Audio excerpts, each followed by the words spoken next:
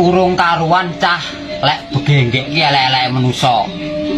Ora ya luwih elek pejabat sing tukang korupsi. Gaglak duit rakyat. Ya toh, genggek ngono genah. Adol-adol barange dhewe, ya toh, dipangan dhewe sak keluargane. Ayo padha ngacung sing tau tuku. Aduh, Iya sing tau tuku.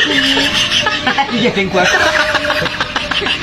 Urung karuan cah lek begenggek ki elek-elek manusa. Ora ya luwih elek pejabat sing tukang korupsi. Gaglak duit rakyat. Ya toh, genggek ngono genah. Adol-adol barange dhewe, ya toh, dipangan dhewe sak keluargane. Ayo padha ngacung sing tau tuku. Aduh, Iya sing tau tuku. iya ding gua.